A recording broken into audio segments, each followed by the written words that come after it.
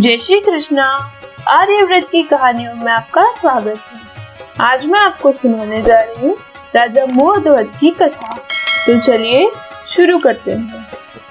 महाभारत युद्ध की समाप्ति के बाद अर्जुन को वहम हो गया कि वो श्री कृष्ण के सर्वश्रेष्ठ भक्त हैं। अर्जुन सोचते हैं कि कन्हैया ने मेरा रथ चलाया, मेरे साथ रहे, इसलिए मैं भगवान का सर्वश्रेष्ठ भक्त हूँ।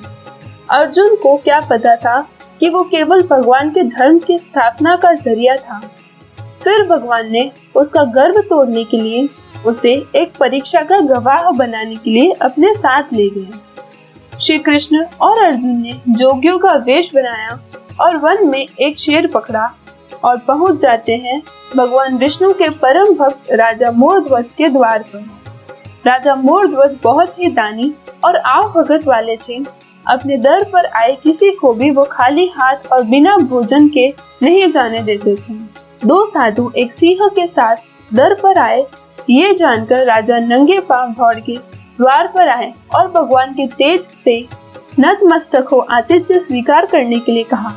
भगवान कृष्ण ने मोरध्वज से कहा कि हम मेजबानी तब ही स्वीकार करेंगे जब राजा उनकी शर्त माने। राजा ने जोश में कहा, आप जो भी कहेंगे मैं तैयार हूँ। भगवान कृष्ण ने कहा, हम तो ब्राह्मण हैं, कुछ भी खिला देना, पर यह सिंह नरभक्षी है। तुम अगर अपने इकलौते बेटे को अपने हाथों से मारकर इसे खिला सको तो ही हम तुम्हारा आतिथ्य स्वीकार करेंगे।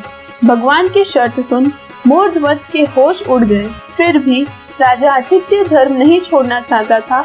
उसने भगवान से कहा, प्रभु मुझे मंजूर है, पर एक बार मैं अपनी पत्नी से पूछ लूं।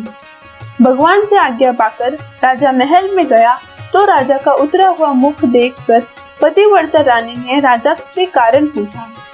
राजा ने जब सारा हाल बताया तो रानी की आंखों में अश्रु बह निकले। फिर भी वो अभिमान से राजा से बोली कि आपकी आन पर मैं अपने सैकड़ों पुत्र कुर्बान कर सकती हूँ। आप साधुओं को आदर पूर्वक अंदर ले आएंगे।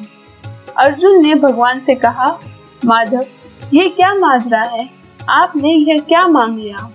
कृष्ण बोले, अर्जुन तुम देखते जाओ और चुप रहो।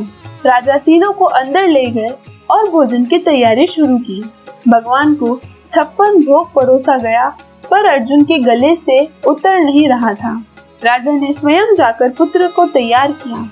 पुत्र भी 3 साल का था, नाम था रतन कंवर। वो भी माता पिता का भक्त था।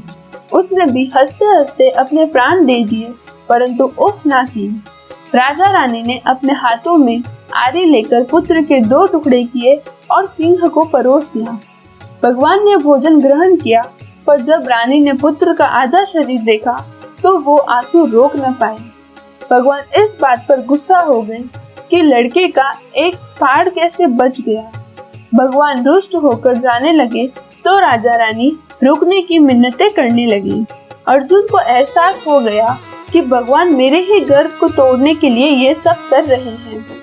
वह स्वयं भगवान के पैरों में गिरकर विनती करने लगा और कहने लगा कि आपने मेरे झूठे मान को तोड़ दिया है। राजा रानी के बेटे को उनके ही हाथों से मरवा दिया और रूठ के जा रहे हो, ये उचित नहीं है।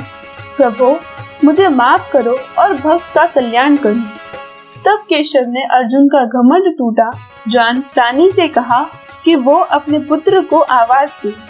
रानी ने सोचा कि पुत्र तो मर चुका है, अब इसका क्या मतलब, पर साधुओं की आज्ञा मानकर उसने पुत्र रतन कंवर को आवाज दी। कुछ ही क्षणों में चमत्कार हो गया। मृत रतन कंवर जिसका शरीर शेर ने खा लिया था, वो हंसते हुए आकर अपनी माँ से लिपट गया। भगवान ने मोरध्वज और रानी को अपने विराट स्वरूप का दर्शन कराया। पूरे दरबार में वासुदेव कृष्ण की जय जयकार गूंजने लगी। भगवान के दर्शन पाकर अपनी भक्ति सार्थक जान मोरध्वज की आंखें भर आई और वे बुरी तरह बिलखने लगी। भगवान ने वरदान मांगने को कहा तो राजा रानी ने कहा, भगवान एक ही वर दो कि अपने भक्त की ऐसी कठोर परीक्षा न ले जैसी आपने हमारे ली। तथास्तु कहकर भगवान ने उसको आशीर्वाद दिया और पूरे परिवार को मोक्ष दिया। यदि आपको मेरी यह कथा पसंद आई हो तो वीडियो को लाइक करें और चैनल को सब्सक्राइब करें।